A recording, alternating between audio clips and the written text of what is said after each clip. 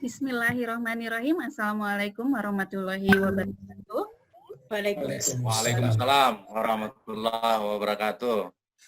Terima kasih banyak kepada Bu Dekan kita dari Fakultas Ekonomi dan Bisnis Telkom University, ada Ibu Dr. Ratri Wahyuning Tias yang sudah berkenan hadir untuk acara webinar ini. Terima kasih Ibu. Terus kemudian saya ucapkan juga selamat datang untuk Pak Sukarela Batunangar dari OJK yang juga berkenan hadir sebagai pembicara untuk acara webinar ini. Dan juga tidak lupa kepada Pak Dr. Palti Marulitua Sitorus sebagai moderator untuk event kita kali ini.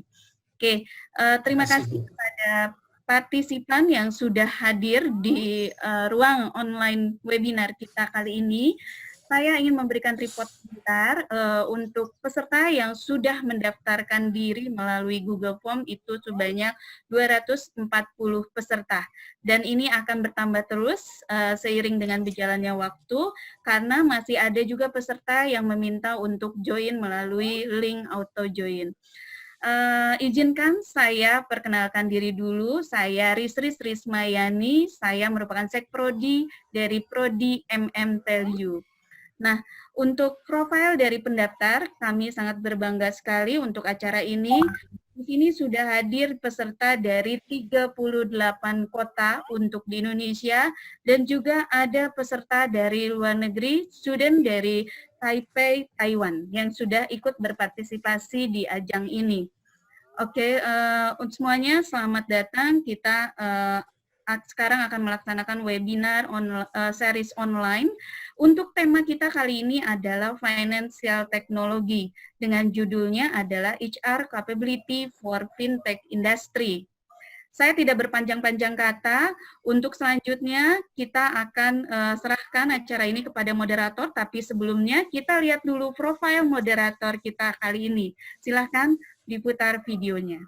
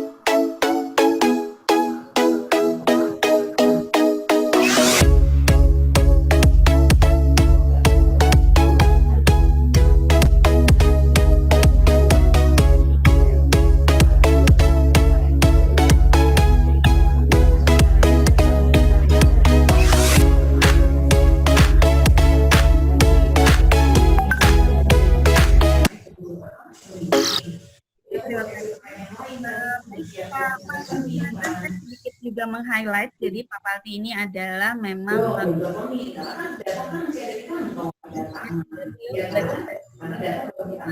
area finansial. Silakan Pak Palti. Ya, baik, terima kasih Bu Risris sebagai Pro dari Magister Management Universitas Telkom. Bapak Ibu sekalian, para peserta yang berbahagia yang sudah hadir di ruang webinar series kita ini, terima kasih. Assalamualaikum warahmatullahi wabarakatuh. Selamat sore untuk kita. Hari ini kita akan bagaimana penjelasan dari pembicara kita dari OJK, Bapak Sukarela Batunanggar, di mana beliau adalah menjadi Deputi Komisioner di OJK Institute dan Digital Finance. Ada beberapa riset-riset yang pernah dilakukan oleh beliau yang bekerja sama dengan The Second Center, Bank of England, sama dengan dan APRA sebagai internship. Bapak Ibu sekalian, ada banyak kegiatan-kegiatan yang dilakukan oleh Bapak Sukarela Batunanggar, ada berupa seminar, ada juga interest dan juga awareness yang dia dapatkan selama menjadi seorang profesional di bidang finansial. Bapak Ibu sekalian, bahwa kegiatan ini adalah untuk bertujuan untuk memaparkan seberapa tinggi sih talent di bidang fintech yang ada di Indonesia dan bagaimana pergerakannya ke depan. Itu yang akan kita gali dari Bapak Sukarela Batunanggar. Berikutnya, bahwa Universitas Telkom sebagai universitas yang dengan basisnya di teknologi digital, pada hari ini akan memperkenalkan IR capability di dalam fintech ini, ya Bapak Ibu sekalian, dan Universitas Telkom melalui Magister Manajemennya itu akan membuka, namanya itu adalah program studi MM Fintech dalam waktu dekat. Dan hari ini adalah semacam kick-off bahwa kita akan melihat seberapa banyak dan potensi ke depan yang akan kita dapatkan. Itulah Bapak Ibu sekalian, pentingnya kita bertemu pada sore hari ini. Untuk melihat profil dari Bapak Sukarela Batunanggar, silakan kita munculkan 1 menit untuk videonya. Pak Tias, silakan.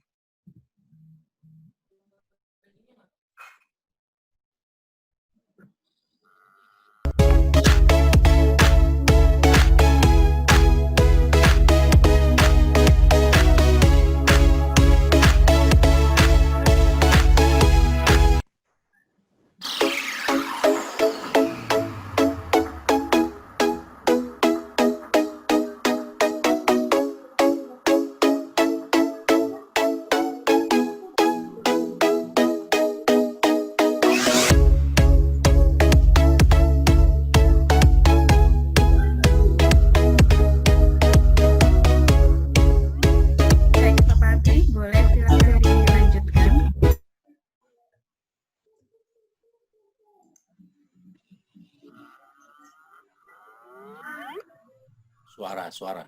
Pak Palti di-unmute dulu, Pak Palti.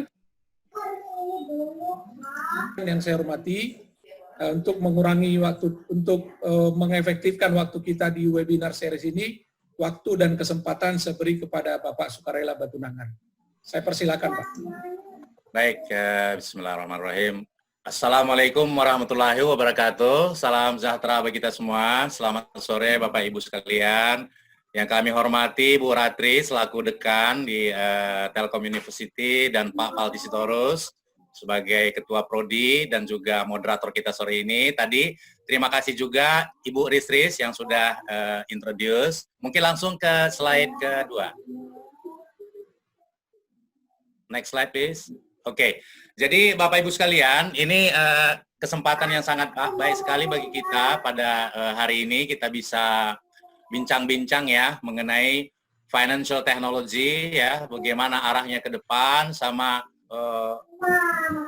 bagaimana strategi dan juga nanti tantangan-tantangan yang kita hadapi bersama untuk menyiapkan digital talent ke depan. Nah, jadi saya kira sekarang ini dunia sudah berubah ya. Jadi dunia sudah berubah dengan adanya teknologi disruption, lalu kemudian juga sekarang dengan adanya COVID pandemic ya, itu juga another disruption. Dan ke depan saya kira kita harus juga siap ya, kita harus antisipasi untuk another disruption. Nah, tetapi inti yang ingin saya share sore hari ini ya, tadi saya kira judul sudah sesuai dengan permintaan dari Telkom University. Tapi sebelum masuk ke itu, saya kira saya ucapkan selamat dulu ya kepada Ibu Dekan, Pak Palti, dan teman-teman Telkom University ya, dengan saya kira ini suatu langkah leadership dan juga proaktif ya, bagaimana melakukan langkah-langkah yang strategis ya, yang sangat penting untuk menyiapkan digital talent ke depan ya. Jadi saya kira ini kami dari OJK ya, terutama dari OJK Institute memang sangat mendukung ya upaya-upaya yang kita lakukan bersama-sama dengan stakeholders termasuk dunia pendidikan. Kita menyiapkan ekosistem fintech yang lebih baik ke depan ya, karena dengan ekosistem ini saya kira ini kita bisa melangkah ya, bisa memanfaatkan berbagai peluang-peluang yang banyak, yang besar, dan juga mengatasi berbagai keterbatasan yang kita miliki kalau kita lakukan ini secara sendiri-sendiri ya. Jadi saya kira sekali lagi selamat, dan kami harapkan tentunya ini nanti tidak Telkom University, tetapi juga diikuti oleh universitas-universitas, lembaga-lembaga pendidikan yang lain ya, dengan kelebihannya masing-masing, dengan keunikan atau core kompetensinya masing-masing, sehingga kita sama-sama bisa membangun ya ekosistem keuangan, tidak hanya untuk digital tetapi juga yang secara keseluruhan, sehingga kita bisa men-tap tadi potensi-potensi yang besar yang ada, sekaligus juga lebih mensejahterakan ya, artinya terutama konsumen ya, membuat konsumen itu lebih nyaman, lebih puas, lebih experience, terutama juga bagaimana kita mengatasi next slide, mengatasi banyak tantangan-tantangan di dalam sektor keuangan kita. Next slide, please. Jadi, Bapak Ibu, teman-teman sekalian, dalam waktu yang terbatas ini saya akan share ada 5 hal ya. Pertama, tentunya kita sudah paham bersama ya, kita sekarang ini sudah terdisrupsi ya oleh banyak faktor, terutama aspek teknologi ya, digital technology. Nah, sekarang juga COVID-19 ya. Tetapi nanti ujungnya apa? Ini semua kita harus juga ada impact-nya kepada aspek personal. Kita sebagai leader, kita sebagai praktisi, kita sebagai termasuk konsumen, kita sebagai investor ya, nasabah, itu kita harus juga disrupt ourselves. Saya kira nanti itu yang akan lebih banyak saya share. Lalu kedua, bagaimana peluang dan tantangan ya di bidang digital economy and finance ya. Saya kira Indonesia luar biasa. Lalu sedikit saya nanti akan menjelaskan bagaimana perkembangan terakhir dan landscape fintech industri kita yang saya kira sangat-sangat menggembirakan, dan banyak sekali bertumbuh ide-ide baru dan inovasi-inovasi yang mendisrupt the old business model. Lalu saya jelaskan sekilas saja ya, karena topiknya lebih kepada HR capability, saya sekilas saja menyinggung kerangka pengaturan yang disiapkan oleh OJK dalam rangka tadi ya, mendorong sustainable finance ke depan. Jadi keuangan yang lebih bertanggung jawab dan lebih sustainable ya, karena sistem atau model yang sekarang itu sudah kurang fit ya, bahkan dikatakan tidak resilience ya. Dan terakhir tentunya topik utama kita adalah bagaimana kita mengembangkan talent dan juga leadership di dalam abad digital ini. Next. Nah, Bapak Ibu teman-teman sekalian ya, jadi saya kira kita sehari-hari ya sudah didisrupsi ya. Jadi hampir seluruh kehidupan kita itu ya sudah berubah tatanannya ya. Yang tadinya kita manual sekarang lebih banyak dengan aspek digital ya. Kita lihat misalnya bagaimana sekarang dunia hiburan ya, entertainment. Dulu TV ya, sekarang berkembang HBO, Netflix dan seterusnya ya. Spotify ya. Lalu traveling ya. Dulu kalau kita pesan tiket ya kan, kita datang ke travel agent ya. Sekarang no need ya. Cukup dengan apa? Dengan gadget ya. Itu langsung bisa ready ya. Very easy and convenient dan juga lebih murah ya. Demikian juga bagaimana kita melakukan transportasi ya, termasuk penginapan dan lain sebagainya. Nah, jadi kalau kita lihat sebenarnya dari lebih dari aspek sisi financial technology, ini juga berkembang sangat pesat ya. Jadi sekarang saya kira kita sudah mengalami yang namanya ada digital payment ya, ada namanya peer-to-peer lending ya, apa namanya pinjol ya, pinjaman online ya. Jadi dengan ini kita bisa melakukan investasi di peer-to-peer platform dan juga sisi lain kita bisa melakukan pinjaman ya. Apalagi melakukan transfer semasa COVID kita nggak perlu lagi ke ATM, cukup dari ya mungkin ada yang punya Genius atau Digibank atau other ya, atau macam-macam ya.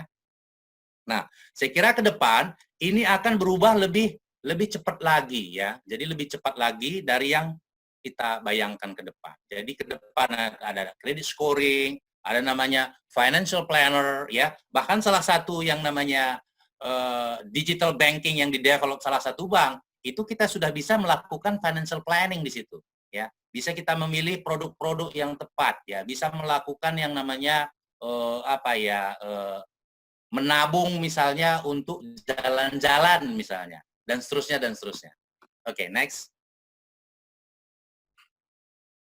Nah, jadi teknologi disruption, jadi pada intinya ini menuntut suatu perubahan strategi di level strategi. Tidak hanya digital strategi, tetapi bisnis strateginya harus ditransform ya, karena sudah didisrupt. Ya tadi antara lain oleh yang namanya fintech ya. Karena pada intinya sebenarnya fintech itu kan dua kata, financial dan teknologi. Nah, perkawinan antara financial dan teknologi itu menimbulkan suatu inovasi, tidak sekedar inovasi, tetapi menjadi antitesis dari sektor keuangan yang ada sekarang ya. Jadi bisnis model yang lama itu sudah terdisrupt. Kenapa? Karena tadi perubahan teknologi ya, perubahan dari selera konsumen, sehingga nanti apa?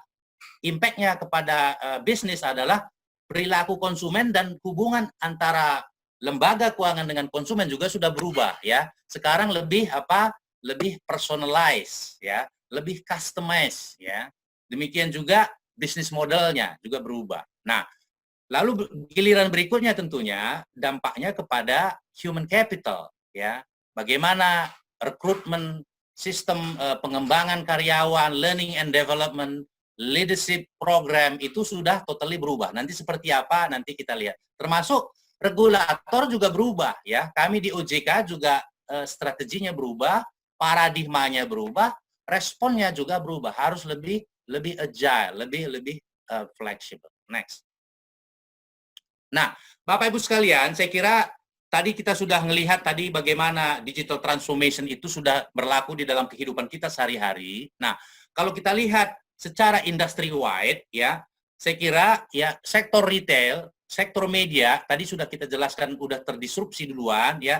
Nah, sekarang sektor keuangan dan perbankan ya, itu ada di dalam sumbu pendek dan juga dia big bang istilahnya. Apa artinya apa? Dia akan cepat datangnya, cepat terjadinya disrupsi itu, bahkan sekarang sudah sangat terasa ya, banyak sekali sekarang bank-bank sudah mengurangi kantor cabang, bahkan karyawan. Puluhan ribu, salah satu bank besar itu sudah melakukan downsizing ya. Nah, lalu dampaknya juga besar ya, tidak hanya terhadap model bisnis, tapi juga tadi bagaimana tadi perilaku konsumen lalu dan seterusnya ya. Sehingga ini apa? Intinya harus disikapi secara juga transformatif, terutama nanti dari aspek digital strategy, business strategy, dan human capital strategy. Next. Nah, Bapak Ibu teman-teman sekalian, saya yakin tadi saya sudah tanya Pak Palti, saya kira ini di antara peserta ini sebagian besar adalah praktisi ya, praktisi dan juga apa namanya eksekutif muda ya. Jadi saya nggak perlu mengulangi secara detail ya. Nanti kita lebih banyak pada aspek bagaimana digital talent-nya. Jadi pada intinya bahwa Indonesia itu adalah salah satu dari 3 raksasa digital ya.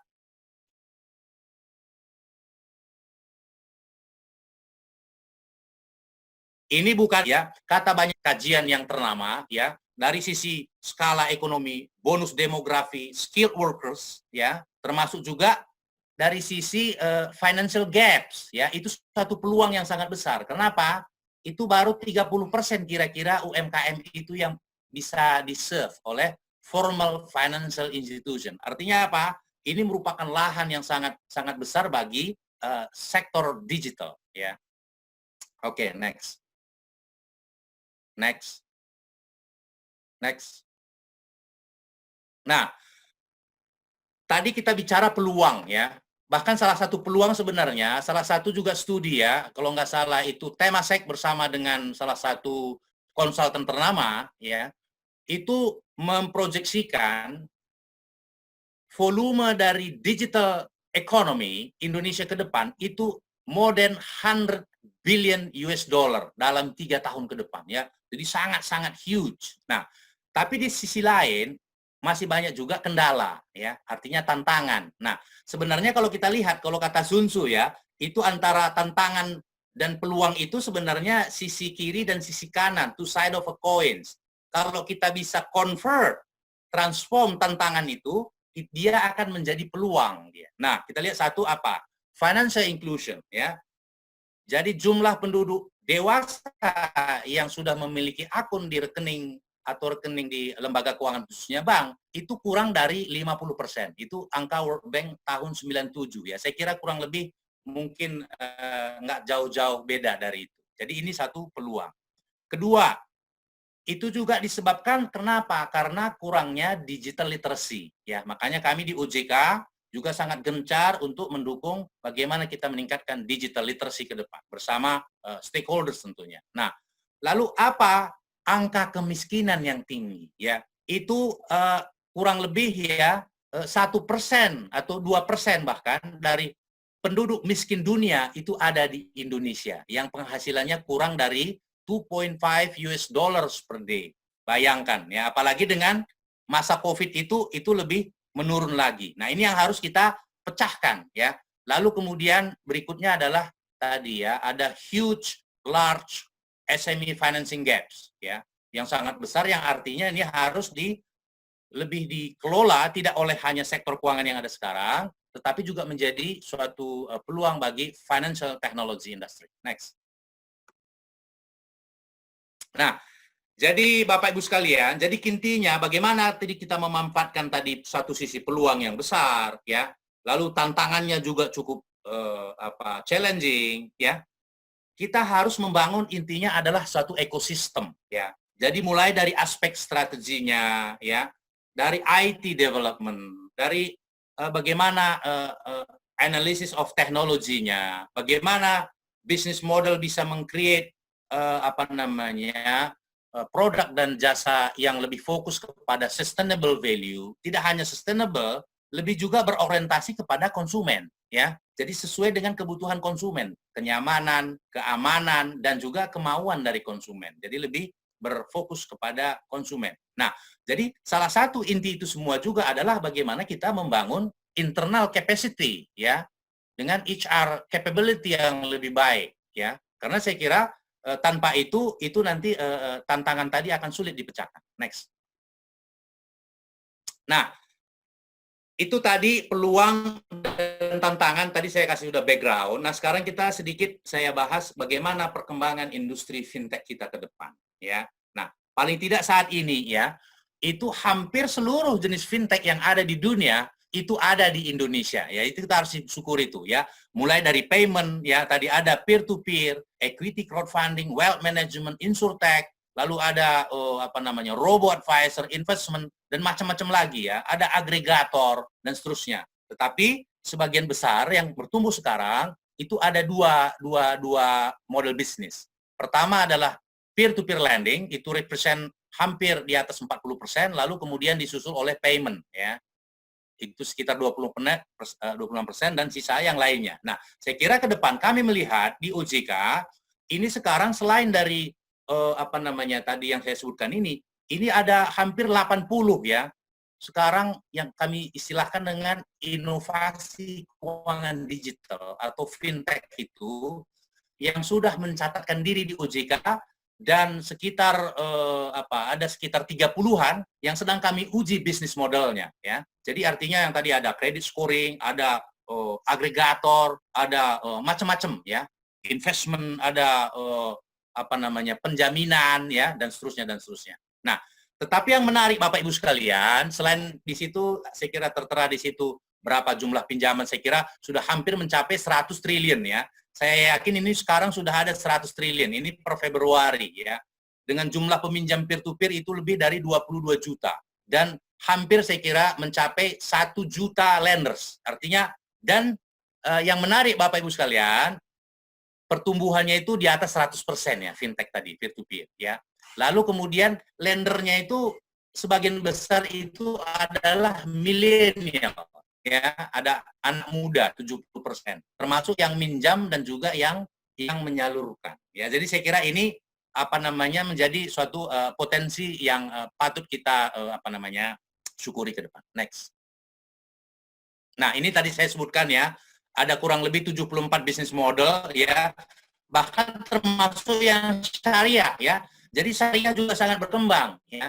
Jadi ada bahkan satu, tadi artikel saya baca, salah satu peer-to-peer syariah, kalau nggak salah Alami namanya, itu mendapat juga dinilai sebagai salah satu peer-to-peer yang pioner dan leading ya di Asia ya. Jadi ini saya kira ini selain contoh peer-to-peer yang lain ya, seperti misalnya ada mungkin Bapak Ibu pernah dengar Investri dan lain sebagainya ya, ada Amarta dan lain sebagainya ya. Banyak sekali model-model bisnis yang kreatif. Tidak hanya fokus kepada aspek financial, tetapi juga berorientasi sosial, ya. Jadi satu model bisnis baru yang menarik sekarang. Jadi sekarang ini aspek financial, ekonomi, aspek sosial, bahkan aspek spiritual itu menjadi menjadi terintegrasi di dalam model bisnis baru ini. Saya kira ini dengan post-COVID ke depan, model-model bisnis seperti ini akan lebih nanti mengemuka ke depan. Oke, next.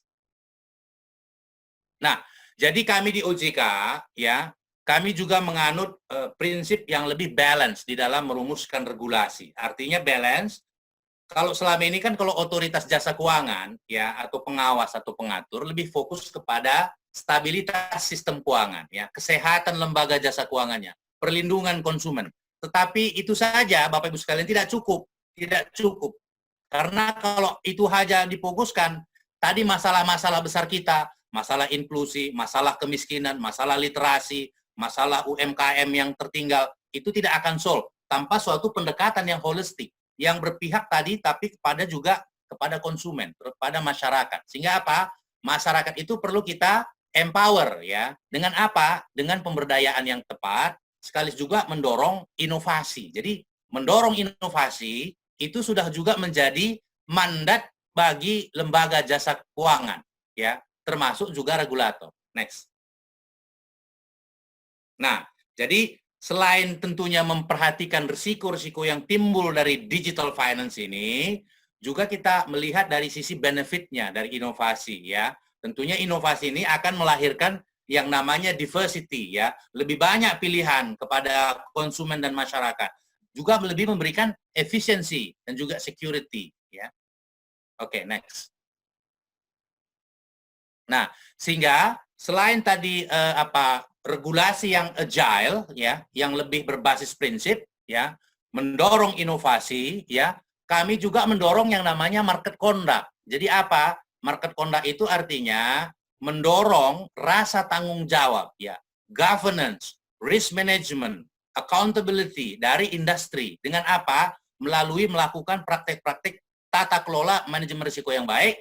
Juga kita memberdayakan yang namanya asosiasi. Jadi asosiasi itu juga berperan untuk mengawasi nanti lembaga-lembaganya dan juga menciptakan satu standar-standar yang lebih tepat bagi industri ya. Jadi tidak hanya lagi menunggu datang aturan atau regulasi, tapi dia mengatur sendiri ya, self-regulatory bodies. Ya, oke, next. Nah, jadi selama ini ya, ini nanti saya singkat saja, kita sudah juga banyak mengeluarkan regulasi-regulasi terkait digital finance ya. Tentunya yang pertama adalah POJK 77 tentang peer-to-peer lending tadi ya, peer-to-peer platform ya. Lalu ada POJK mengenai inovasi keuangan digital nomor 13 sebagai payung hukum ya. Ada juga mengenai digital banking, lalu ada equity crowdfunding, dan ke depan nanti ada menyusul regulasi-regulasi lainnya tanpa harus mengatur secara rigid ya, cukup memberikan prinsip-prinsipnya saja, lalu kemudian menyerahkan kepada industri untuk mengatur masing-masing industrinya sesuai dengan kebutuhan masing-masing. Next. Nah, jadi intinya kami di OJK ya melakukan yang namanya 3 hal ya, engage, educate, dan examine.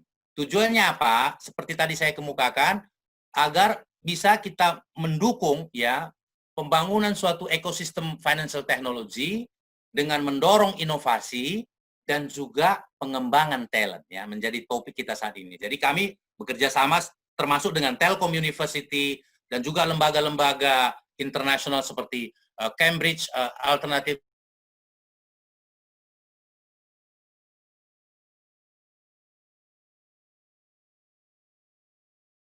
ya, capacity building seminar-seminar, dan terakhir yang tidak kalah pentingnya adalah melakukan pengujian terhadap bisnis model tadi, sehingga apa? Bisnis modelnya tadi bertanggung jawab lalu juga bermanfaat ya. Jadi intinya lebih responsible innovation. Ini yang kita uji di dalam yang namanya regulatory sandbox.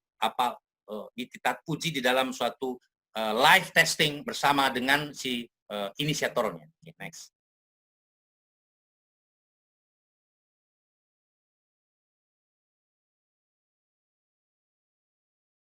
Yang sudah kita lakukan ya, termasuk tadi bagaimana mengembangkan digital literacy ke depan ya, termasuk melakukan penelitian-penelitian dan seterusnya. Nanti bisa dibaca ya, next. Nah, Bapak Ibu sekalian, saya kira ini menarik. Ini penelitian yang dilakukan oleh OJK ya. Jadi kita secara tahunan kita melakukan yang namanya customer research ya, survei ya. Jadi yang menarik ada 3 hal yang kita sasar ya. Infrastruktur, produk, dan ada nanti satu lagi. Nah, terkait infrastruktur, menariknya adalah bahwa dari sisi infrastruktur itu cukup memadai, kecuali di pulau-pulau ya di luar Jawa ya, seperti Papua, Kalimantan. Ini yang masih menjadi tantangan ya. Dan sebagian ada masyarakat kita atau konsumen sektor jasa keuangan belum paham, belum tahu, belum aware itu ada internet. Ya, jadi belum menggunakan. Artinya ini lack of digital literacy ya. Itu yang pertama. Lalu yang kedua, ya, menariknya baru 36% ya dari sampel yang kita ambil itu ribuan sampelnya ya dari seluruh lapisan masyarakat yang memahami mengenai digital finance ya, misalnya digital banking dan seterusnya. Tadi peer-to-peer platform ya. Jadi ini menjadi suatu tantangan tapi juga suatu peluang ya. Oke, next dari sisi produk. Oke, next. Nah, dari sisi penggunaan, ya, dari sisi penggunaan, mungkin sudah aware, ya, sudah aware ada pinjol misalnya, tapi belum digunakan. Ini baru juga lebih rendah lagi ya dari tadi sisi produk, hanya 30-an%, 31% yang sudah menggunakan ya jasa financial technology atau makan digital banking ya. 70% lagi belum. Jadi ini menjadi tanggung jawab kita bersama ini, sektor jasa keuangan, termasuk dunia pendidikan, ya dunia penelitian untuk melakukan edukasi ke depan. Ya. Next. Nah, sehingga kami di OJK Infinity, ya, jadi di OJK ada namanya OJK Fintech Center ya. Infinity is stand for Innovation and Financial for Digital Financial Technology ya, Innovation Center for Digital Financial Technology ya, Infinity ya. Jadi kami di Infinity itu selain tadi melakukan yang namanya regulatory sandbox, kita juga melakukan webinar, ada focus group discussion ya. Kita juga ada di sana co-work space ya. Jadi bagi teman-teman ya yang inisiator-inisiator, inovator, silahkan datang ke Infinity ya. Kita open di Wisma Mulia, Jalan Gatot Subroto, lantai 17 ya. Next. Nah, ini antara lain yang kita sudah lakukan oleh Infinity ya, webinar ya. Ini apa, seminar lebih banyak, bukan webinar ya, seminar di Telkom University, ada di Genius BTPN ya, ada di acara-acara ikatan alumni ya, termasuk juga di banyak lembaga-lembaga lainnya. Ini hanya just to mention view. Oke, next. Nah, Bapak Ibu sekalian, saya kira tren digital finance innovation ke depan itu akan sangat yang namanya sangat ya, eksponensial ya. Jadi perubahannya itu sangat eksponensial. Ya, sangat cepat dan juga sangat tinggi volumenya ya. Diharapkan akan ke depan itu akan terjadi yang namanya massive growth ya. Apa yang mendorong itu? Pertama tadi ya, agile regulation. Artinya apa? OJK ya, termasuk Bank Indonesia dari sisi payment system itu sangat open terhadap innovation ya. Kita bahkan tidak sekedar membuat aturan, tetapi juga ikut mendorong bersama-sama dengan industri, engage dengan stakeholders ya, mendorong inovasi. Lalu kedua, market size. Tadi kita sudah mention di depan ya. Lalu technology development. Ke depan ini akan berkembang yang namanya artificial intelligence ya, blockchain ya. Bukan baru-baru ini ya. Beberapa bulan yang lalu Bapak Ibu sekalian, saya berkunjung ke China dulu sebelum ini COVID ya. Saya thanks God saya ke sana ya, di-invite. Salah satu leading bank di sana ya sudah mengembangkan AI yang namanya digital human ya, digital human. Jadi digital human-nya itu bukan lagi sekedar kayak Siri, tetapi sudah punya apa ya?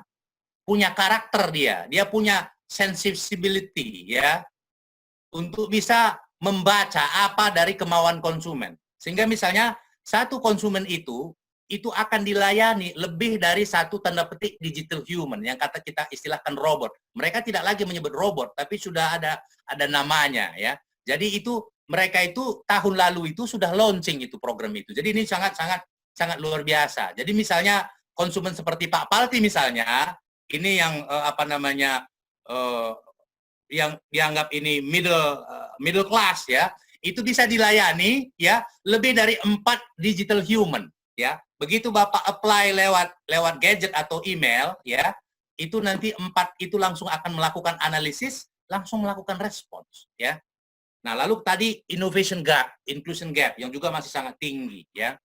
Lalu tantangannya apa? Saya kira ya, ini adalah kembali lagi di aspek human ya. Karena human itu intinya bagaimana merubah pola pikir ya, tata kelola, paradigm dan juga business model ya. Tadi digital literacy, bagaimana memastikan customer protection.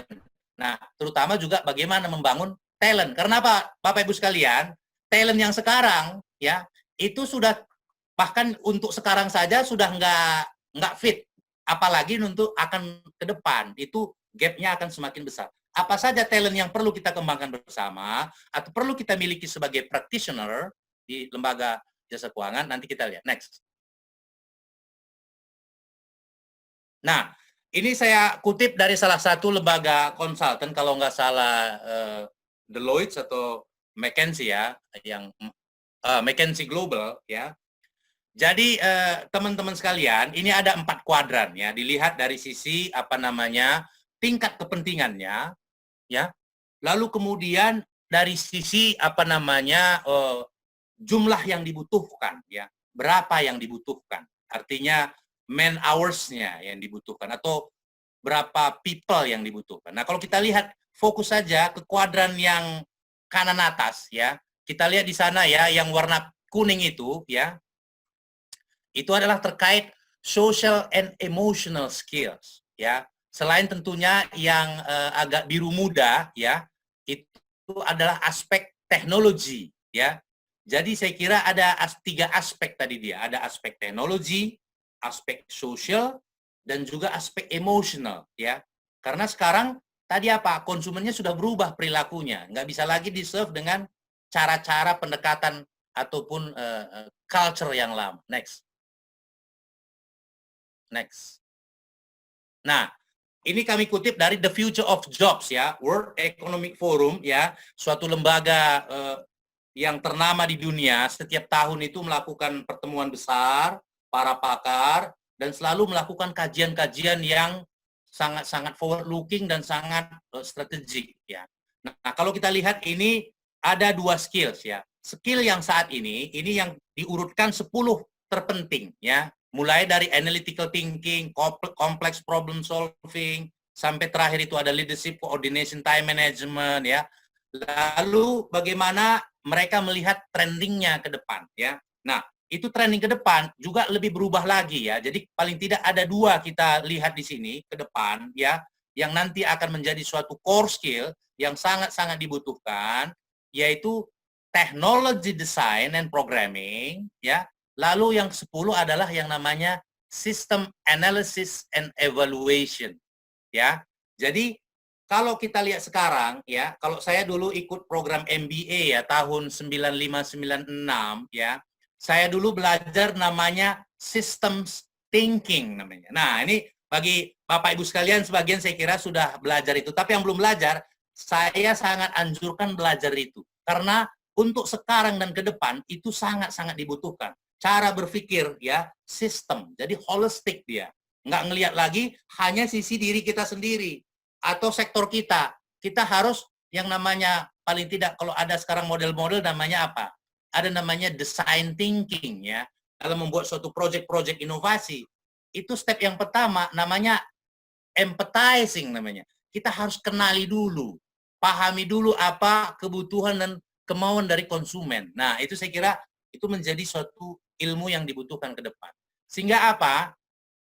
Apa namanya?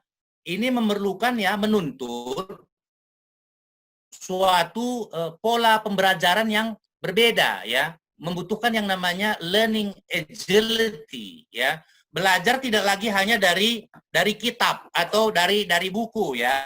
Sekarang belajar ya dari banyak sumber, terutama belajar dari konsumen langsung ya. Sehingga konsumen itu bukan lagi sekedar objek, konsumen itu menjadi partner dia. Nah, itu saya lihat di salah satu bank ya.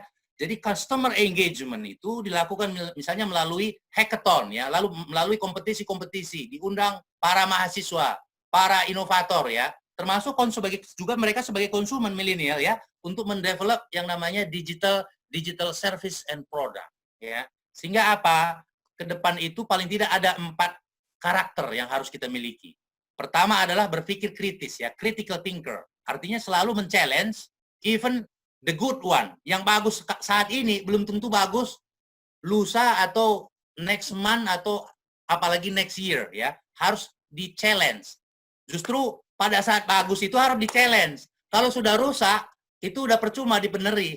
Terlambat ya. Too little too late katanya. Oke. Lalu kedua ya, like to experiment. Jadi harus melakukan eksperimentasi. Jadi saya kira juga salut kepada Telkom University ya, kepada universitas lain. Baru-baru ini kami juga launch fintech center di Universitas Surakarta ya, dan juga nanti akan saya kira diikuti oleh university yang lain membangun yang namanya innovation center, entrepreneur center. Sehingga apa? University juga harus berubah, tidak lagi University 2.0 hanya research university, tapi harus menjadi entrepreneurship university, termasuk menjadi innovative university. Sehingga apa?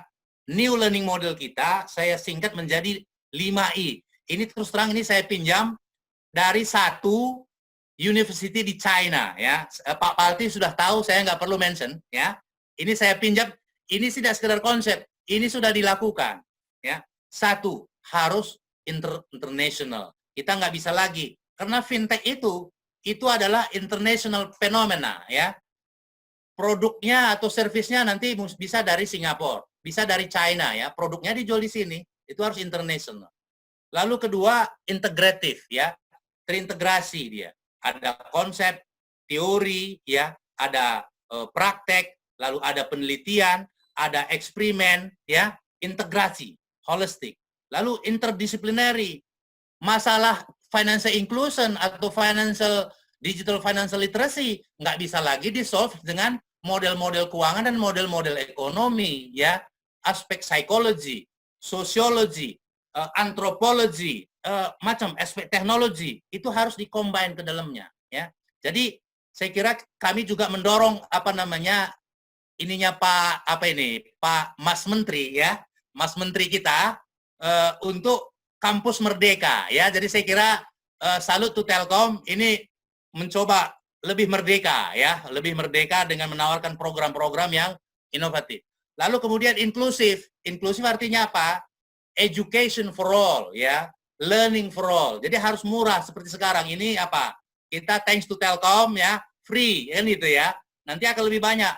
Bagi teman-teman yang menarik, banyak sekarang di offer, ya, fintech course, financial course for free dari Harvard, dari Oxford, Cambridge, itu ada banyak free modul. Makanya ini masih ada bodekan di situ, ya.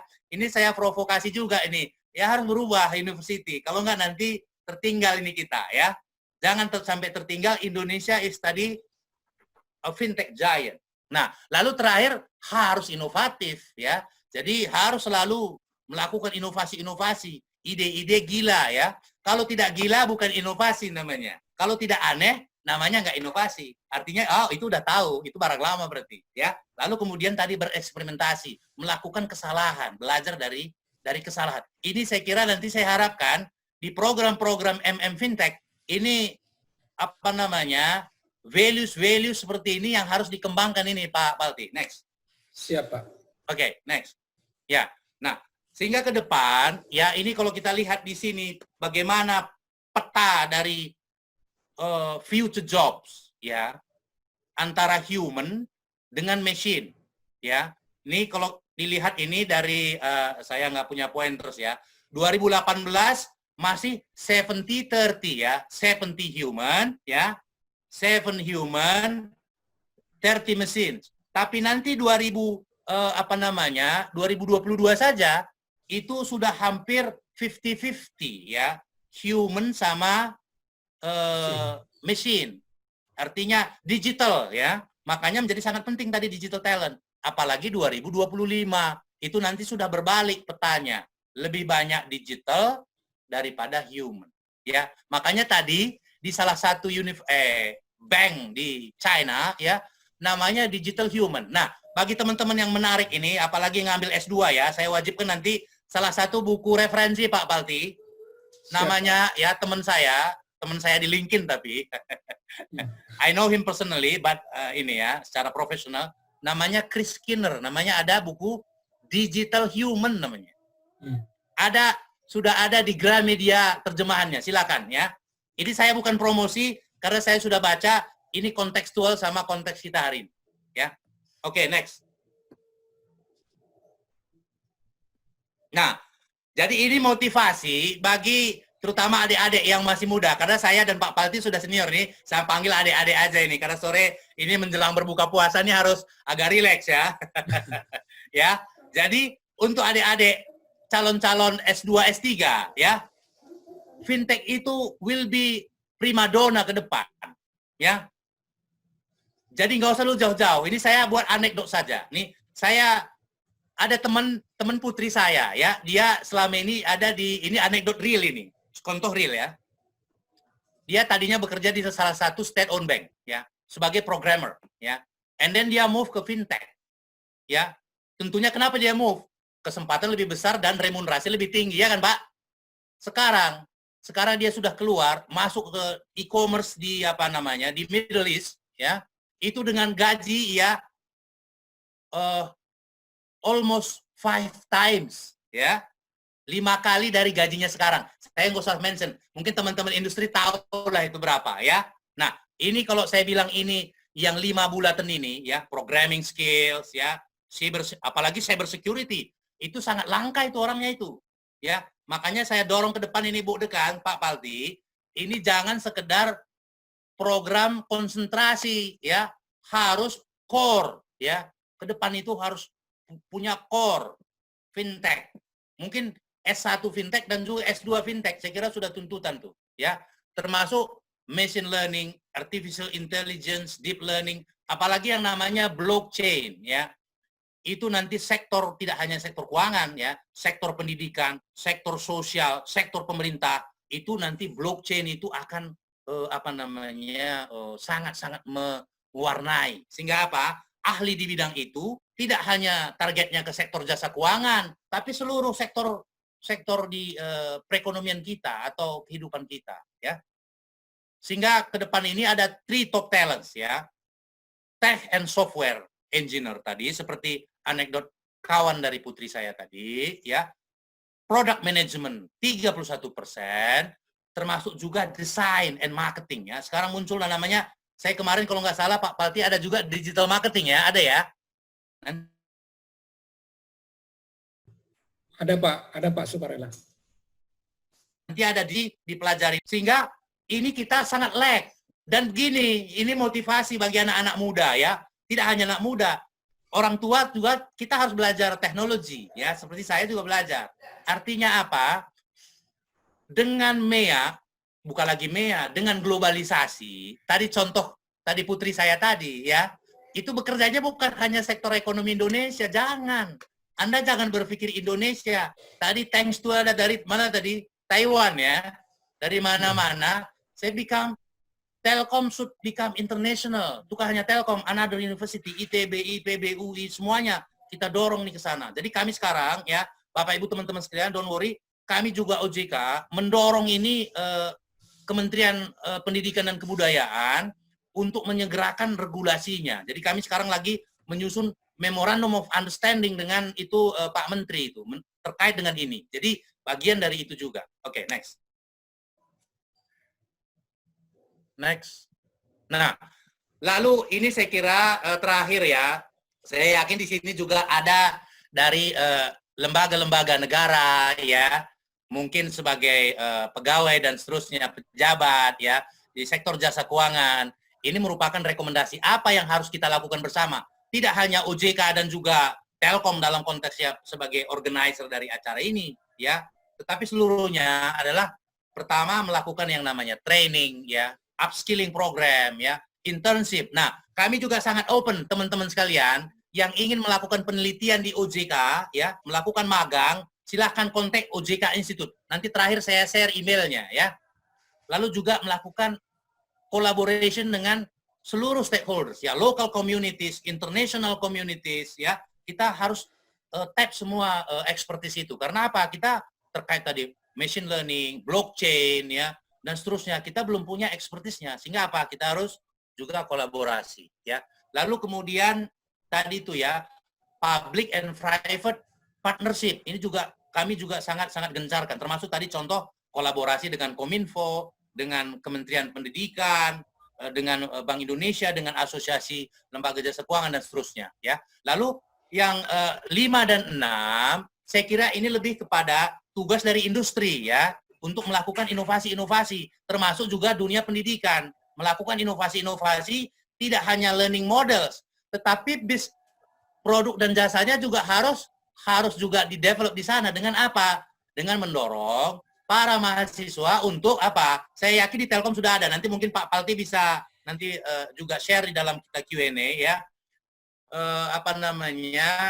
Mahasiswa membuat startup sendiri sebagai bagian dari tugas kuliah ya. Tidak hanya nulis skripsi, bikin disertasi, jangan, tapi harus bikin project gitu, real project. Bahkan kalau perlu, saya sarankan Bu Dekan, Pak Palti, kasih modal itu mahasiswa ya, kasih modal untuk melakukan inovasi ya. Tolong juga ini saya melalui Telkom University mendorong Telkom ya, Yayasan Telkom untuk mendorong upaya-upaya kita ini agar apa? Pengembangan digital talent, pengembangan digital ekosistem kita itu lebih cepat ke depan. Karena apa? Ini memang harus kita lakukan secara kolaborasi. Nah, saya kira itu Pak Palti. Mudah-mudahan ini memberikan semangat ya, dan juga provokasi ya, sebenarnya provokasi kepada para peserta untuk tadi tidak hanya lewat program MM, tapi juga self learning ya. Terakhir ini saya kasih motivasi. Saya ini kan sudah tua ya. Sebentar lagi, mungkin 4 tahun lagi sudah pensiun dari OJK. terakhir saya alhamdulillah sudah menyelesaikan online fintech program di Cambridge University, 8-week program ya, 8-week program. Luar biasa, Saya Pak. yang pertama mungkin di Indonesia yang sudah melakukan, the first regulator, mungkin juga in Asia yang ikut dari Cambridge University dengan Asian Development Bank Institute. Jadi ini untuk memberi motivasi bagi kita semua. Mari kita apa ya? Let go the old one ya. Dengan lalu sekarang kan ini sedikit ya Pak Palti, 1 menit. Ini puasa ya. Sekarang kita emptying namanya. Kosongin ya. Kosongin gelasnya, kosongin wadahnya. Apalagi ini bulan puasa, ini kan bulan training, bulan pembersihan. Kita bersihkan itu yang old paradigm, old thinking, old business model yang sudah tidak relevan, kita isi dengan model-model yang inovatif, yang lebih sustainable, yang lebih berempati, yang lebih memberikan apa? Kebahagiaan ya, tidak not just for money ya. Dulu kan namanya apa? Best value for money, enggak hanya money ya, tapi apa? Lebih kepada tadi sustainability ya, happiness, dan seterusnya ya. Oke, saya kira itu sedikit apa untuk kultum Ramadan. Terima kasih. Assalamualaikum warahmatullahi wabarakatuh. Waalaikumsalam. Terima kasih Pak Sukarela Batunanggar yang sudah memaparkan materi kita pada hari ini, sekalipun bulan puasa. Bapak Ibu sekalian, sambil mempersiapkan apa yang ada pada Magister Manajemen Telkom, saya ingin melihat dulu Pak background dari peserta kita pada hari ini.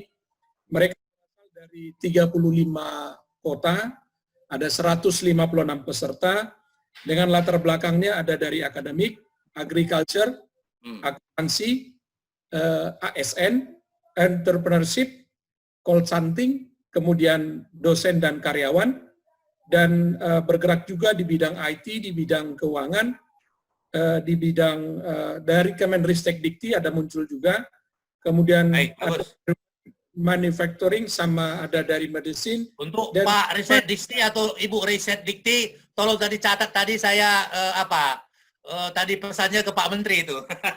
Ya. Ya baik. Kemudian ada lagi dari pasar modal Pak Sukarela, dari pasar modal. Kemudian dari mana saja ini mereka ya?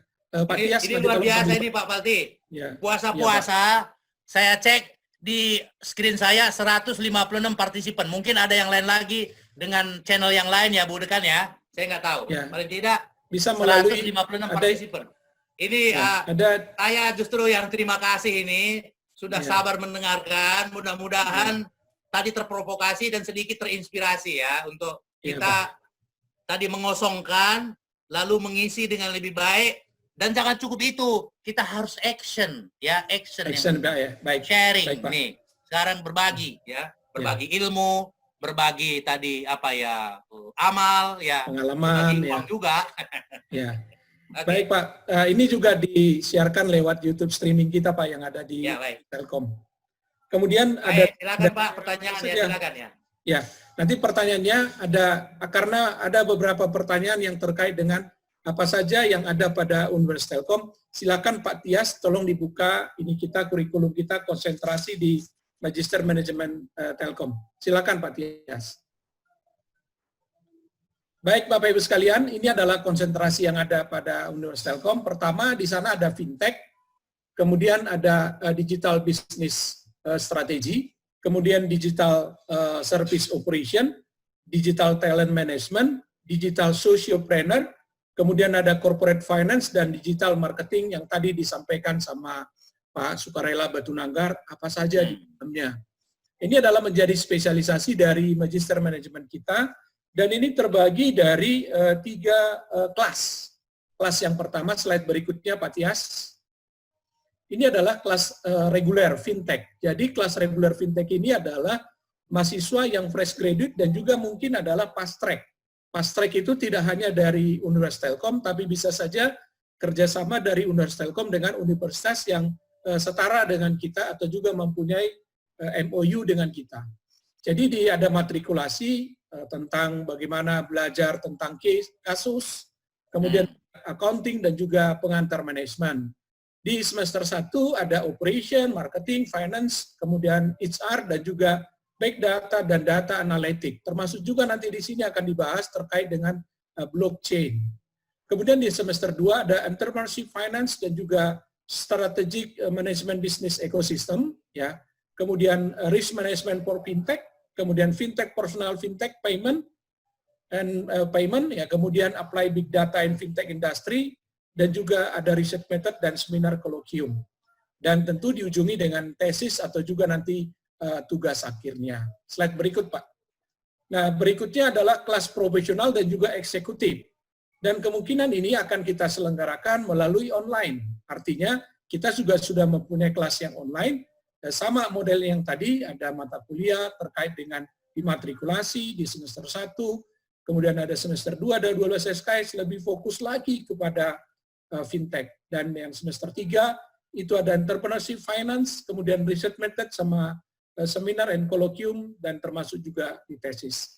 Jadi kalau Bapak Ibu sekalian Anda ingin berminat untuk memasuki fintech ya di Magister Management, boleh nanti mendaftarkan diri kepada admission kita, tetapi ini kita akan kita kirim ya, market kita, flyer kita akan kita kirim kepada semua peserta yang datang pada hari ini melalui email yang sudah dikirimkan, atau juga bisa melihat di website di Universitas Telkom.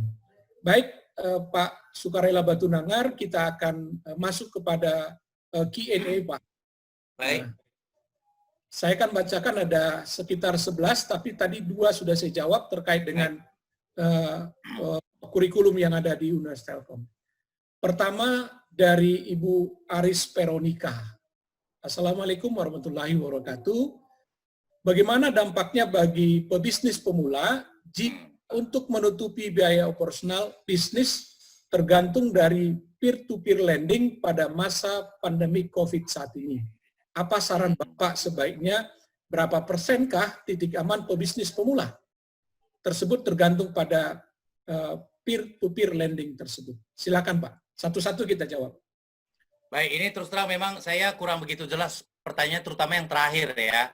Artinya berapa persen ini apakah portfolio pinjamannya atau apanya ini yang aman ini nih?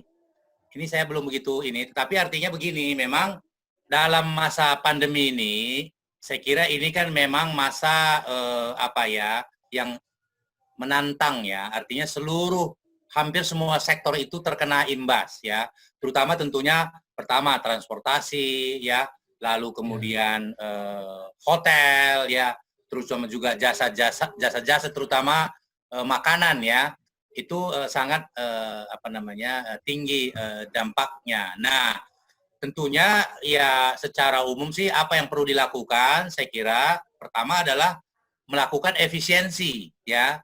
Jadi artinya efisiensi itu yang bisa di dalam kontrol dari masing-masing, artinya mengurangi biaya-biaya yang bisa dikurangi ya sedapat mungkin. Lalu yang kedua tentunya dengan kondisi seperti ini sebenarnya terbuka peluang. Kalau kita misalnya tadi coba ini beralih dari tadi misalnya bisnis yang manual ya, beralih ke semi digital gitu ya. Misalnya menawarkan melalui ya ini sederhana ya, misalnya dari media sosial ya, WA group misalnya, apalagi dengan misalnya ke e-commerce ya. Saya kira itu juga menjadi suatu solusi sebenarnya ya. Jadi cuman tadi yang berapa titik aman, mungkin menurut saya kalau ini yang aman ya, terutama bagi dari sisi investor ya. Kalau di sisi aman dari investor, saya kira karena ini artinya suatu model bisnis baru, pertama dulu harus diketahui dulu ya, apakah sudah tercatat di OJK atau tidak lembaganya ya, pastikan dulu. Kalau tidak tercatat, saran kami jangan berhubungan dengan fintech yang tidak tercatat atau tidak diawasi oleh OJK, karena nanti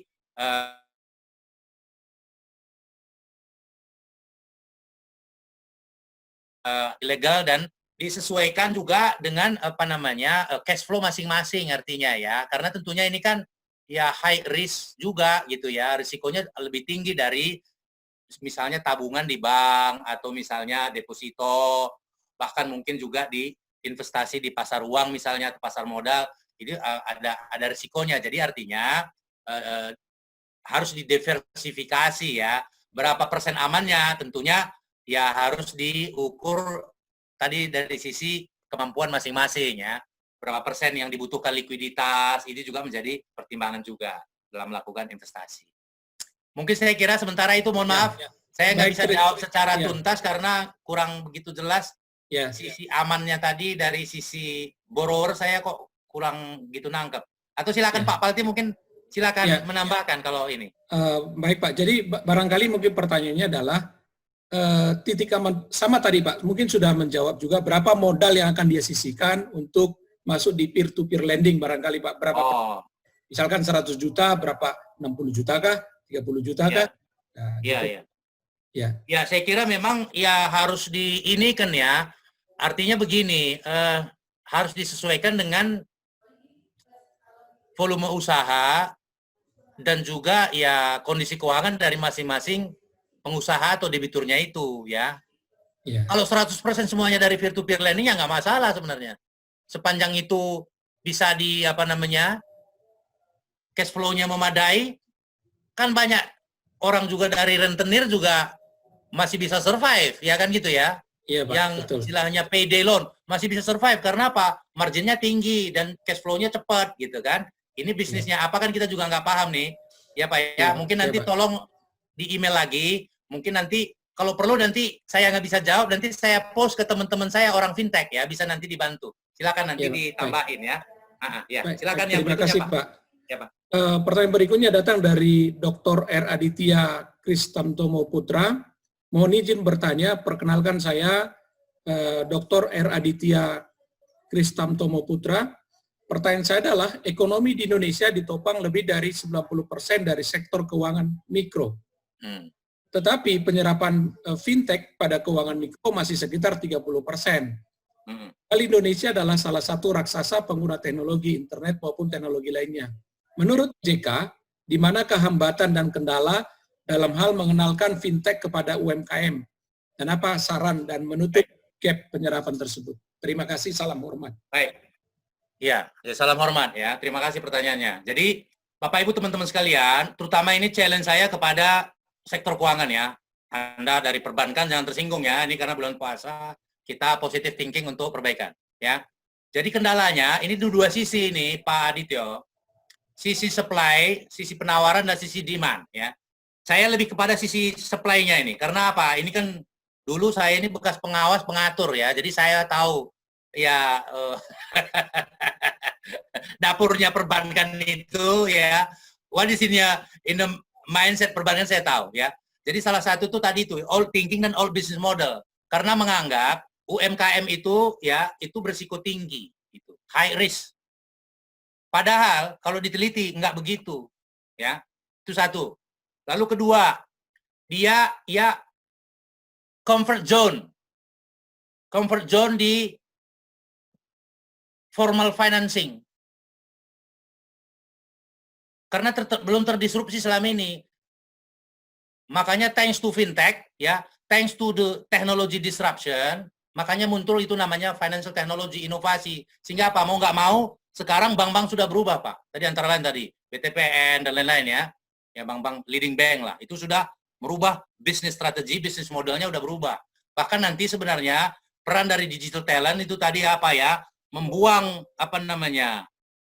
Membuang yang pikiran lama ya, atau just throw away the old head, you know, change with the new head and the new glass. Tidak hanya cukup itu, change with the more pure heart ya. Jadi jangan hanya bicara financialnya. Jadi ada aspek sosial dan ekonomi itu dia berkelindan dia ya. Jadi kalau kita belajar dari Grameen Bank ya, belajar dari Sinaya BTPN gak usah jauh-jauh, belajar dari BRI micro business micro financing ya, itu risknya lebih rendah, NPL-nya jauh lebih rendah itu dibandingkan dengan corporate dan mid market, ya. Itu dari sisi supply, ya. Itu diharapkan tuh berubah, ya. Jadi mohon maaf yang masih berpikir lama jangan tersinggung, ya. Jadi memang harus saya provokasi nih. Kalau Anda nggak berubah, ya Anda akan ditinggalkan, ya. Yeah. Saya bilang ada 5 siklus nanti. Ini Pak Paldi, saya nggak ada slide-nya. Ini menarik, ya. Saya mencoba memprovokasi nih Pak Adito dan teman-teman yang lain, ya. Orang-orang keuangan nih. Ada nanti 5 skenario, ya. Ini oleh Bank for International Settlement, ya. Itu kumpulan dari bank sentral dan lembaga pengawas jasa keuangan G20 seluruh dunia, ya. Kredibel, ya. Ada 5 skenario bagi lembaga jasa keuangan ke depan. Kalau tidak berubah, ya, 1, Anda akan ditinggalkan, ya, menjadi tidak relevan. Tunggu aja waktunya, ya. Ini saya bukan ngancam nih, saya lihat aja. Sebentar lagi dia akan berguguran, nanti akan harus merger, harus bagaimana, ya. Bahkan terasa, mungkin jujur aja kalau bank-bank kecil, ya, apalagi apa namanya, ya, smaller size itu pasti akan terdisrupt.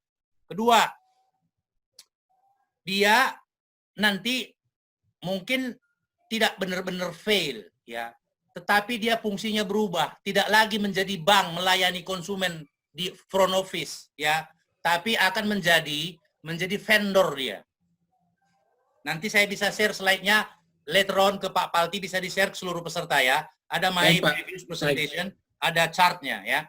Baik, terima kasih, Pak. Dia tidak akan menjadi vendor saja. Misalnya vendor apa? Vendor teknologi, karena dia mungkin punya ATM, punya apa, itu, ya. Masih dia bertahan sementara, ya. Yeah. Itu juga tidak diharapkan, berarti gagal itu dia. Udah gagal lembaganya itu. Nah, yang lebih baik ini jenis ketiga Pak Palti, Bu Dekan, Bu Ratri, ya. Dia akan menjadi fokus bank. Karena dia punya keunggulan kompetitif, dia punya spesifikasi misalnya di bidang properti misalnya, atau di bidang agriculture, atau dia punya community sendiri gitu, ya. Dia masih bertahan, tetapi sebagian besar portfolionya akan tergerus. Itu juga sebenarnya survive tapi tidak sukses, ya. Nah, ada 2 yang kita harapkan ini. Ini nanti hasil mestinya, ya, terutama dari dukungan pengembangan talent ini, ya, inovasi. Pertama namanya akan Better Bank namanya. Apa itu Better Bank? Bank yang tadi di slide ketiga atau keempat saya tadi ada technology disruption, ya. Lalu ada business strateginya berubah, ya. Human capitalnya juga berubah, ya kan? Talentnya berubah, lalu kemudian dia membentuk satu tadi ekosistem tadi, ya. Mulai dari agile strategy, aspek infrastructure and technology, aspek internal capacity, dia fokus kepada konsumen, ya. Berorientasi kepada konsumen. Better Bank. Tidak hanya teknologinya yang diubah, the whole framework, the whole model itu dirubah. Nah, itu Better Bank. Nah, yang lebih bahaya nih, ini challenge saya, bukan challenge saya, challenge dari BIS kepada sektor jasa keuangan. Nanti datang namanya New Bank namanya. Ya, New Bank itu ada seperti mungkin teman-teman tahu namanya, ada Movement, ya, macam-macam itu, ya. Ada itu breaking itu yang Banking 4.0, itu nanti jadi buku wajib itu Pak Palti. Banking 4.0. Sebentar lagi ada 5.0 itu. Itu benar-benar bank without bank, banking without bank namanya. Jadi cukup hanya ini aja. Itu sudah realita, ya. Itu dari sisi supply. Nah, dari sisi demand, tadi saya sudah ungkapkan, digital literacy itu kendalanya. Kedua, property. Ya, jadi itu lingkaran setan. Makanya kita harus berdayakan ini masyarakat. Harus berdayakan konsumen dengan pola-pola model-model bisnis baru. Seperti tadi model BRI, ada Sinaya Genius, ada Amarta, macam-macam itu, ya. Model-model pembiayaan yang berorientasi ekonomi, juga ada aspek pemberdayaannya. Jadi saya kira itu, Pak. Baik Pak. Mudah-mudahan terprovokasi, ya. Ya. Kalau terkait dengan rekan-rekan semuanya, banyak yang bertanya, bagaimana kalau saya ingin kerjasama tentang fintech dengan perguruan tinggi?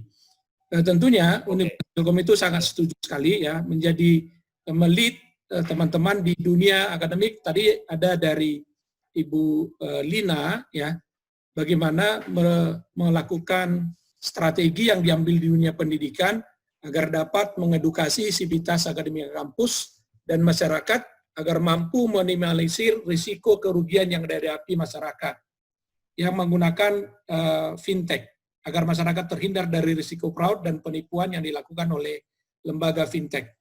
Nah, yang terkait dengan saya yang dari perguruan tinggi, Universitas Telkom itu senantiasa terbuka untuk bersama-sama nanti kita bisa mengajukan, misalkan dalam satu seminar khusus, kita akan mengundang teman-teman kita OJK yang di Bandung juga, mereka juga sangat mumpuni untuk bisa memaparkan kepada kita ya terkait risiko-risiko, terkait juga dengan yang disebut dengan fintech abal-abal, mereka lebih paham juga.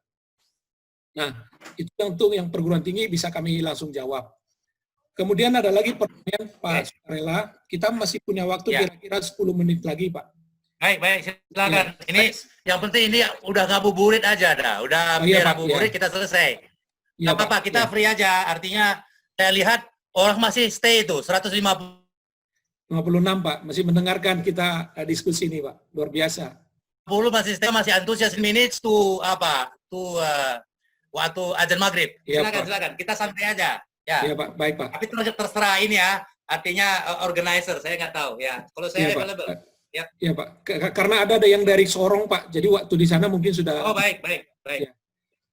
Saya setuju dengan pengembangan fintech, Pak. Pertanyaan dari Pak Rahman Wintarto. Sangat setuju pengembangan fintech di Indonesia karena memudahkan segala macam jenis transaksi perbankan. Yang saya tanyakan, bagaimana dengan security risk yang terkait dengan data nasabah, terutama data nasabah yang mungkin di daerah infrastruktur internetnya saja belum support dengan baik. Sementara selama ini data nasabah perbankan tidak benar-benar secure, seperti leak dan juga kredit card, bagaimana mitigasi risikonya? Silakan, Pak.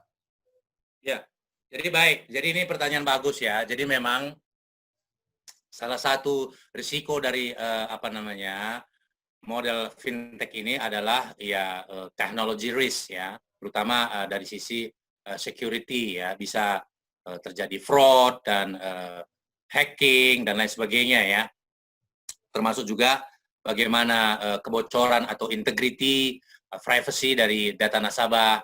Jadi secara mendasar itu sebenarnya sudah diatur di dalam peraturan OJK ya. Jadi dalam peraturan OJK di POJK nomor 13 ya, nanti bisa dilihat di websitenya OJK mengenai inovasi keuangan digital ya. Salah satu yang diatur di situ adalah tadi mengenai kerahasiaan dan keamanan data nasabah, termasuk bagaimana setiap platform itu ya harus memastikan ya tata kelola dan juga manajemen risiko ya. Jadi artinya itu dari sisi aturannya ya, udah ada aturannya. Lalu yang kedua, setiap artinya platform yang mengajukan diri ke OJK untuk mendapatkan apakah tercatat, terdaftar, dan ada berizin ya. Karena Bapak Ibu sekalian ada 3 kategori di OJK itu financial technology ya.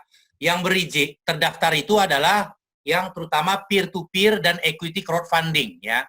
Jadi pertama harus terdaftar dulu, memenuhi kaidah-kaidah persyaratan-persyaratan untuk sebagai platform yang tadi itu yang bertanggung jawab ya. Dia harus aman, harus bermanfaat bagi konsumen, memastikan perlindungan dan juga edukasi bagi konsumen terkait tadi aspek kerahasiaan dan integriti dari data dan seterusnya ya. Nah, itu harus direview dulu oleh teman-teman yang melakukan aspek perizinan dan pengaturannya ya di masing-masing sektor. Itu dipastikan dulu. Nah, lalu itu yang untuk terdaftar. Lalu kemudian yang berdaftar ini nanti setelah 1 tahun wajib dia harus berizin. Artinya apa? Ini tadi kemudahan diberikan OJK untuk apa?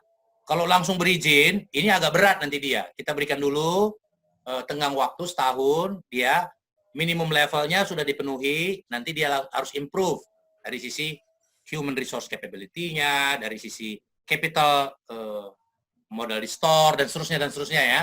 Nah, harus nanti berizin. Nah, ada lagi dia harus minimum tercatat dulu, lalu kemudian terdaftar. Itu apa ya? umumnya adalah inovasi keuangan digital atau fintech yang tidak memberikan pendanaan dan juga tidak menarik investasi dari investor ya. Jadi contoh agregator misalnya seperti atau financial planner misalnya. Ada Halofin misalnya atau yang lain-lain ya, atau credit scoring misalnya. Itu nggak perlu tadi dia harus berizin ya, cukup terdaftar namanya. Ya, itu ada di grup inovasi keuangan digital ya. Jadi oleh grup inovasi keuangan digital itu dilakukan pengujian di dalam laboratorium namanya regulatory sandbox namanya.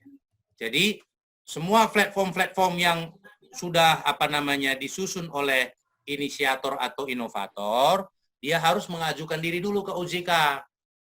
Lengkap itu bisnis plan-nya, dasar hukumnya, pengurusnya, termasuk modelnya ya, itu diuji secara bersama-sama, nanti ditayangkan, ditunjukkan kepada tim OJK yang terdiri dari berbagai expert juga, ada keuangan, ada aspek legal, ada terkait teknologi ya, untuk nanti dites apakah benar-benar sudah safe atau secure belum. Kalau belum, kalau masih layak, suruh perbaiki. Kalau dia tidak layak, misalnya bisnisnya itu cenderung spekulatif atau sangat tinggi rentan terhadap misalnya di hack misalnya, itu dianggap tidak lulus atau tidak layak ya, di turn down. Artinya harus mulai lagi dari nol. Jadi kira-kira seperti itu ya. Jadi saya kira sebenarnya tidak terlalu terkait dengan aspek di daerah ya, karena ini kan sebenarnya ini kan sistem dari si platformnya itu sebenarnya. Nah, nggak terlalu terkait dengan aspek tadi itu ya apakah sudah sinyalnya cukup baik atau tidak dan lain sebagainya ya. Artinya infrastruktur dari telekomunikasinya ya. Itu kan artinya hanya mempercepat sebenarnya infrastrukturnya, tapi yang penting sebenarnya sistem dari platformnya itu sendiri. Begitu Pak. Ya, baik Pak. Baik. Tadi sudah dijawab juga terkait dengan sandbox Pak. Nanti mungkin bisa ditambahkan lagi terkait dengan sandbox ini dari Pak Iwan Candiawan. Ada dari Pak Teguh, ya Pak Teguh Widodo bertanya, apakah blockchain itu sudah bisa digunakan untuk transaksi, misalkan payment transaksi impor-ekspor? Kemudian dari Pak Teguh juga, dalam membangun talent, mana yang lebih efektif? Orang finansial diajari informatika atau orang informatika yang diajari keuangan? Mungkin ini pasti Pak Sukarela Batunanga paham sekali, karena di lingkungan finance ada orang informasi juga saya lihat. Silakan Pak. Ya, jadi baik. Jadi gini, ini ada dua nih, ada techfin, ada fintech, kan gitu. Ya. Ada orang techfin, artinya dia sudah orang keuangan, diimprove teknologinya, kan gitu. Ya. Ya, bisnis modelnya disempurnakan. Itu oke juga. Tapi yang lebih disruptif itu adalah fintech. Ya, dia orang teknologi, jadi dia benar-benar dari suatu ide-ide baru ya. Dulu kan peer to peer itu sangat nggak pernah kita bayangkan kan. Kita belajar ya dulu buku ekonomi moneter perbankan. Kalau saya dulu tahun 82 Pak. Kalau sekarang kan namanya miskin ya, predik miskin itu money and banking ya. Itu fungsi bank itu kan lembaga intermediasi kan gitu. Sekarang sudah nggak berlaku, ya toh, revolusi terjadi disintermediasi. Jadi ya kalau saya mau netral ya dua-duanya sebenarnya. Tetapi begini, yang lebih penting sebenarnya harus disruptif ya. Disrupt yourself first. Then you may create a disruptive models. Tanpa itu susah, berat. Jadi harus memang bukan ganti baju, ganti kacamata, ya, ganti isinya. Itu berat. Kalau apalagi seperti saya juga karena banyak gaul ini sama anak-anak muda nih. Saya jadi berjiwa muda lagi. Dan saya juga memang orangnya dari dulu kritis dan provokatif saya. Iya. Dan nggak banyak juga orang begitu. Orang kan cenderung nyaman ya, cari posisi aman aja gitu ya. Jadi memang kita harus sekarang itu belajarnya itu harus ada loop ya, tadi learning agility ya. Jadi harus berani membuat kesalahan, berani membuka diri untuk di-challenge ya. Men-challenge diri sendiri dulu sebelum di-challenge orang lain. Jadi saya kira intinya itu. Jadi either Bapak dari orang keuangan belajar teknologi, good gitu ya. Tapi kalau saya justru sekarang Pak ya, lupakan model lama ya, buang. Ya, jadi banyak itu ya, textbook bodekan itu sementara ya ini saya provokasi ini, sebagian besar udah nggak berlaku nanti sekarang dan ke depan lagi. Ya, jadi sudah ya Paul Samuelson itu udah ya bicara mengenai kapitalisme. Jadi sekarang ada buku bagus dari Stiglitz ya. Stiglitz terakhir saya ketemu, ini sedikit ya, biar lucu-lucu lah, ini mau buka. Ketemu di IMF World Bank Forum di Bali kemarin. Lalu saya tanya, Pak Stiglitz, saya bilang, ini sekarang model kapitalisme sekarang ini sudah nggak work Pak, saya bilang. Bapak kan bicara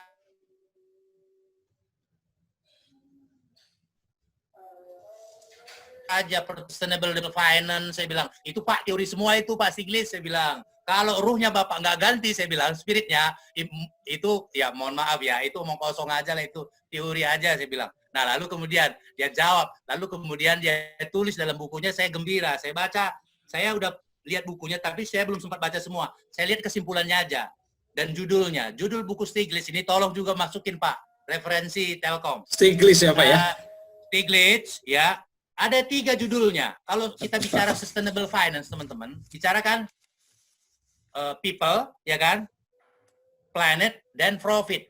Jadi bottom line-nya itu jadi triple bottom line dari single bottom line. Jadi people dulu, planet, profit belakangan. Stiglitz kira-kira mirip begitu judulnya. Apa judulnya? People, ya nomor 1 people. Jadi people first. Tadi nanti Bapak Ibu sekalian lihat tadi. Ekosistem kita tadi itu ya, tadi berfokus kepada konsumen, empathizing itu tadi ya, design thinking itu orang udah tertinggal kita ini, apalagi kita ini negara apa ya, Indonesia ini kan negara spiritual Pak ya, kita itu sudah tertinggal ini kita aspek spiritualnya ini, mohon maaf ya, ini kan puasa ini untuk menggugah. Saya bilang gini doktrinnya ini, mohon maaf nih, terutama teman-teman yang Muslim, saya seorang Muslim ya. Saya bilang, tapi tidak hanya untuk Muslim ini, untuk Kristen juga. Ini saya provoke ini. Sengaja saya provoke. Karena bulan puasa nggak marah jadinya. Kalau orang diprovoke, dia paling mesem-mesem aja.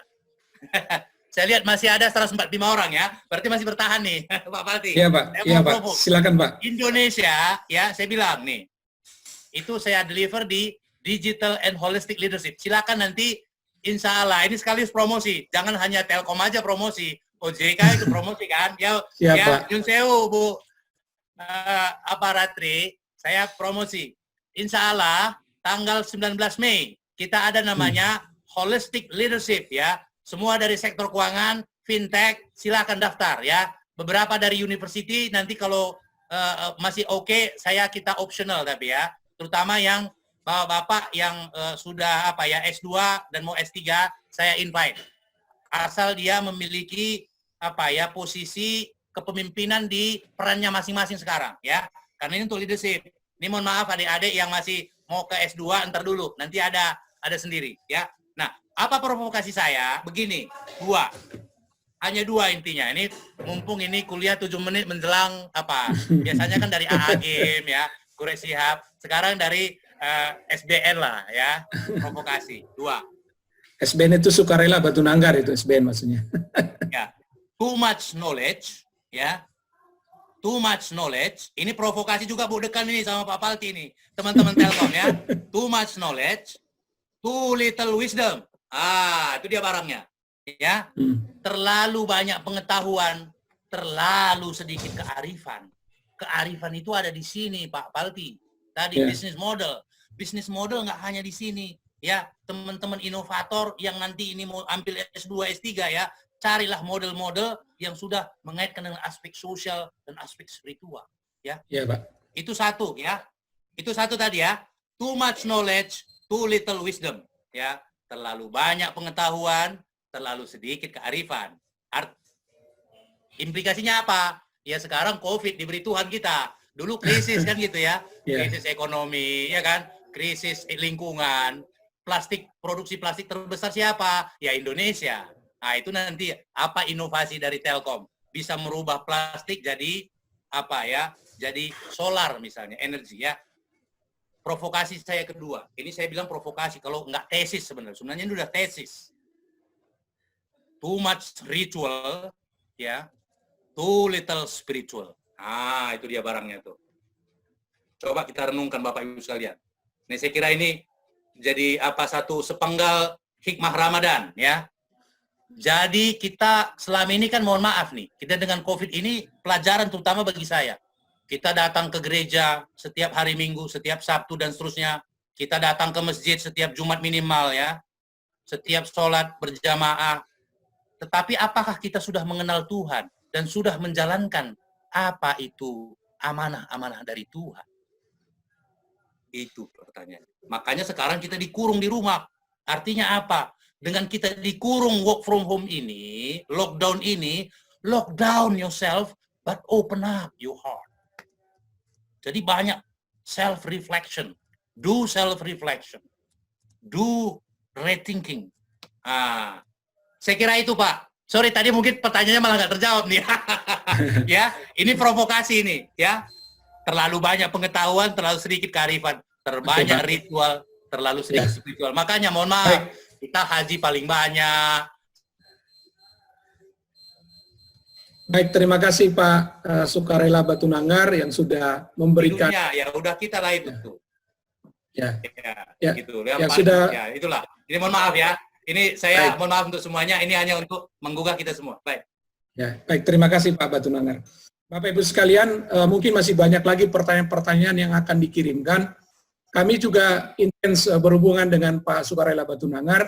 Pertanyaan-pertanyaan yang ada di sini kita akan rangkum nanti, kita akan banyak diskusi dengan Pak Sukarela Batunangar, karena waktu juga yang harus membatasi kita. Baik. Dan kami mengucapkan sangat terima kasih kepada Pak Sukarela Batunangar yang sudah menyempatkan waktunya, lebih dari 1,5 jam kita bisa diskusi lebih banyak terkait dengan fintech, dan ditambah lagi kultum yang sangat menarik bagi kita.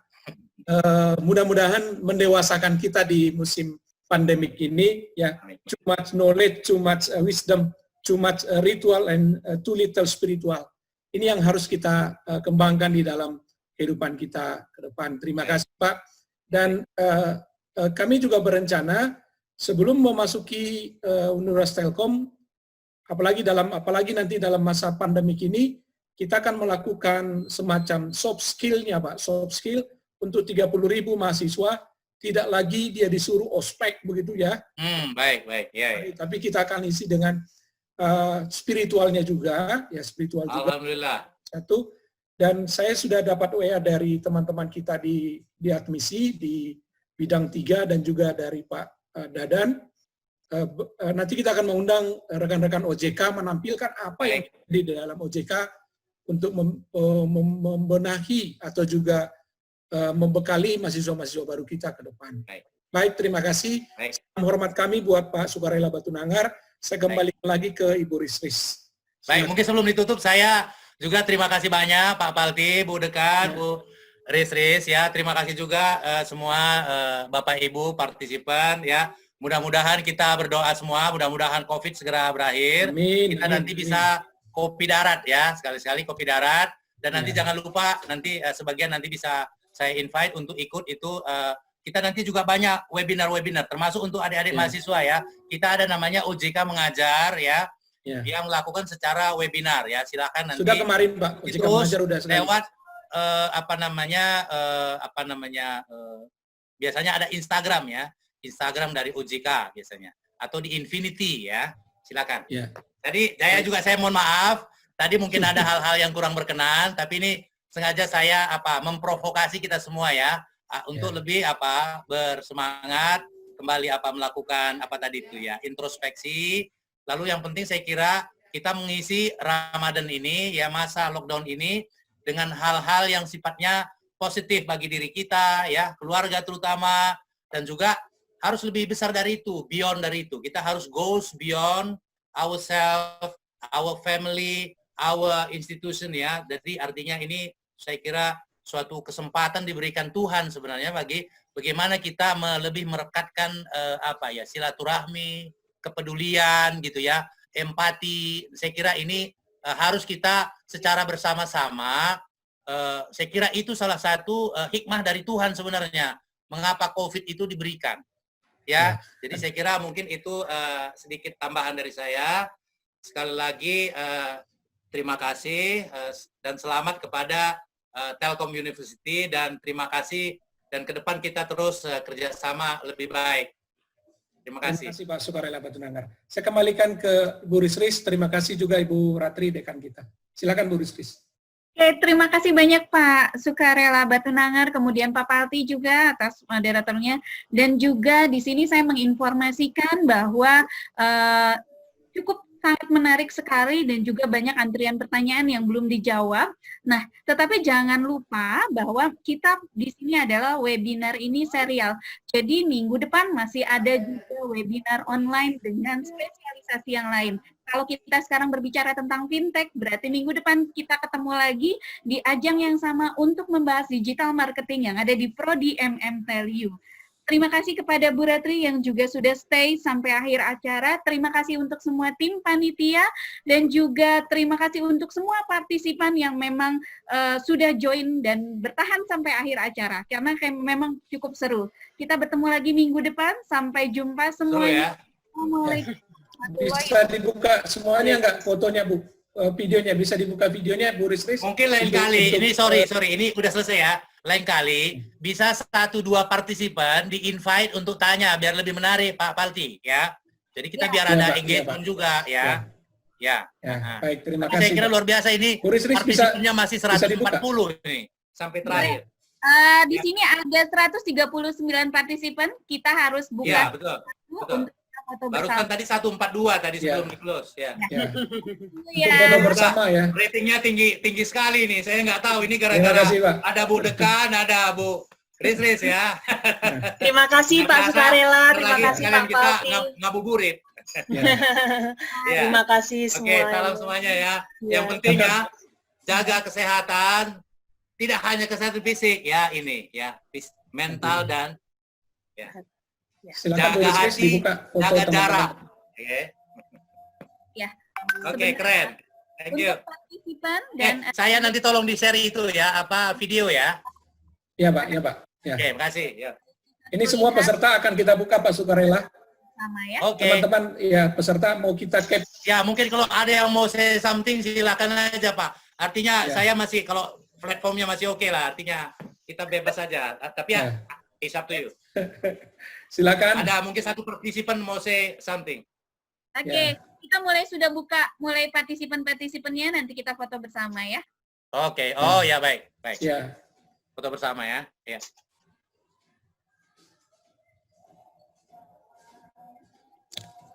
Oke, coba show the video ya. Ya.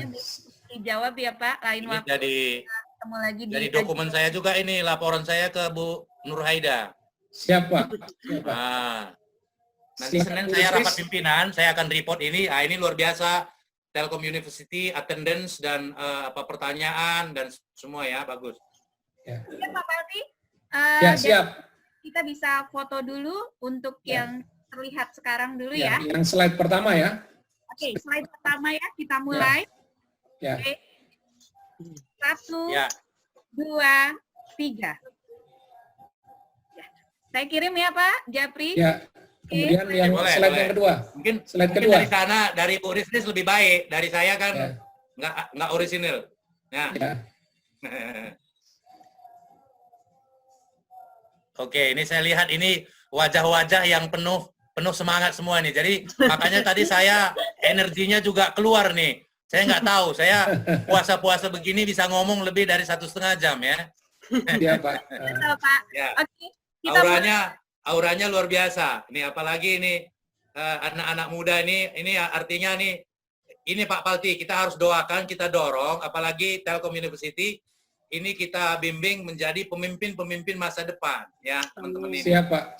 Nanti kan kita ya. Jadi old thinking, ya, old habits, old culture harus diganti dengan new spirit, new energy, new leader, ya ke depan. Oke, kita mulai sesi foto lagi. Di sini juga terlihat ada dosen-dosen FEB dan juga dosen MM. Ada Pak Palti, ada Pak Candiwan. Oke, kita mulai sesi foto berikutnya ya. 1, 2, 3. Oke. Ya. Sudah?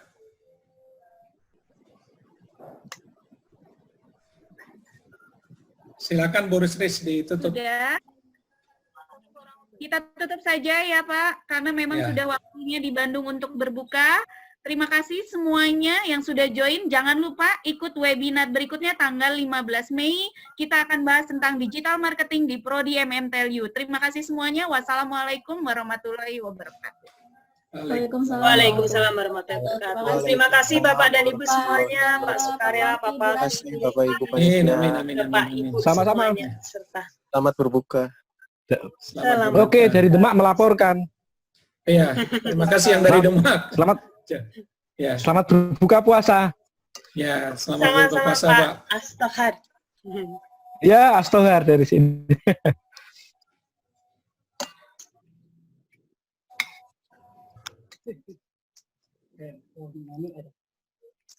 Oke, buka puasa dulu. Ya, silakan berbuka, Pak.